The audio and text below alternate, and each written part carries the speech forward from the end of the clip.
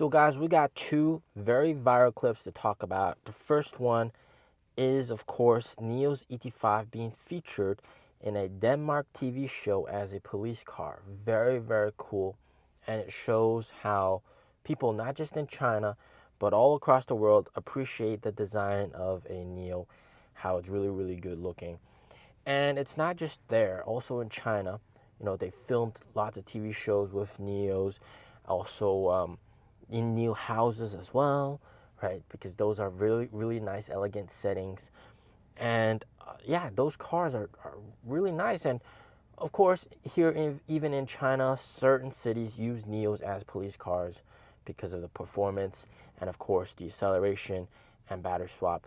So very, very nice, very, very good news. And I hope that more people can see NIO. I hope this gives NIO a broader reach. Still, a lot of people don't know the brand, right? Even in Europe and, of course, in the UAE. So they still have to find ways to advertise and make people know about NIO. And, of course, TV shows are a fantastic opportunity to let that happen. And I hope that there's more brand recognition in Europe and in the UAE and across the Middle East as well. So that's very, very nice. But of course, you guys are here for clip number 2, which is the viral ET7 crash that just happened today. All right, it just happened today. And what seemed to happen was that ET7 was going really fast and it crashed into the barricade on the highway, or maybe this is a bridge, all right? But the car was definitely going very fast. And as you can tell from the video, the battery completely separated from the car, okay? And the front of the car, severely damaged, right? Lots of crumbling happening. It absorbed a lot of damage. According to early reports, the driver is alive, okay?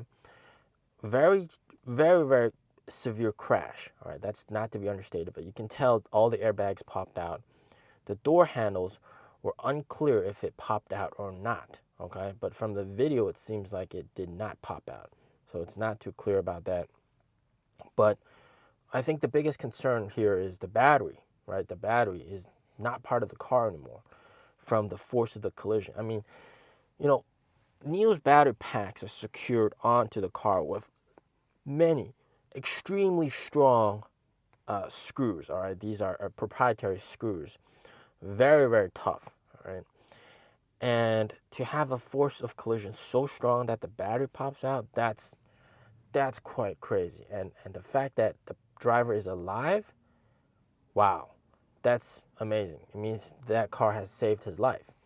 But at the same time, some people are, it's kind of going both ways. Like, how come the battery popped out? Is it because of the swap mechanism that the battery popped out?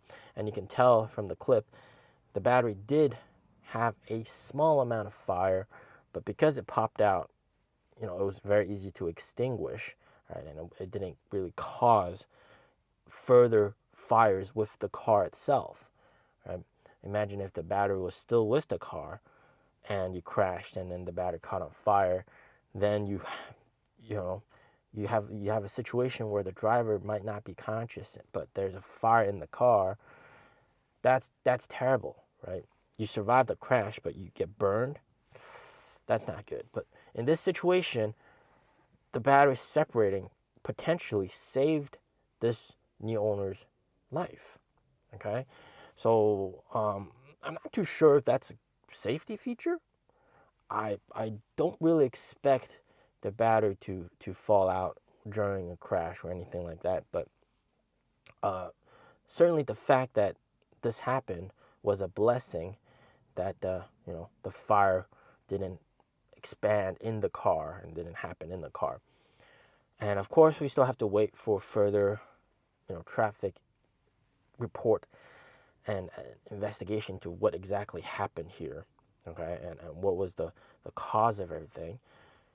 But the airbags popped out. The driver, even though he's unconscious, early reports said he's alive. So that's good. That's all that matters. You suffer from an extreme accident and the driver survives. That's the most important part. Now, there's lots of online speculation about what happens for this battery if it was a rented battery. And I think you guys are also very curious about that. Like, who foots the bill from this kind of situation? All right, because if you rent the battery, but then now the battery is completely destroyed, who pays the damages, right? So the rented battery, of course, it's rented, or you rent the battery from Wayno, which is like the company that specializes in renting the batteries out for NIOs, and you pay them monthly. When you buy the car and you rent the battery, that company pays NIO the full price for the battery, and that company owns that battery, and every month you pay to that company. All right, so you're not paying NIO, you're paying to that company every month. But of course, that battery has its own monthly insurance fee, and from the insurance company's perspective, it's covered. The entire thing is covered. Okay, so in that aspect, it depends on who caused this accident. If it was a freak accident, like, for some reason you just crashed, maybe the car slid or something like that, then perhaps the insurance company will foot the bill for that battery. If it was a personal reason, like you intentionally crashed a car into the barricade and caused that damage, then you would be potentially liable for paying the damages for that battery. But and if it's, of course, a third party, if it was like maybe another car that bumped into him, causing him to crash into the barricade, then it would, of course, be that person's fault, and he would be liable to pay for the damages of the battery. But in this situation, I'm just going to assume that it was a total accident. And if it was a total accident, it would probably be the insurance company that has to foot the bill for this situation. So very interesting. Like, I don't know how to feel about this, guys. I mean, like, at one point, I'm glad that it saved his life. The battery fire isn't there, but on the other perspective, like, is this really supposed to come out? Because I don't think it's supposed to come out. And in crash tests, they probably don't have such a fast speed. I'm thinking this car probably went like maybe 80 to 100 kilometers per hour crashing into that barricade. I'm just assuming, all right? Because if it was any slower, the battery would probably stay on the car. So, yeah, absolutely shocked. Like, what do you guys think about this? Like, is this a safety feature?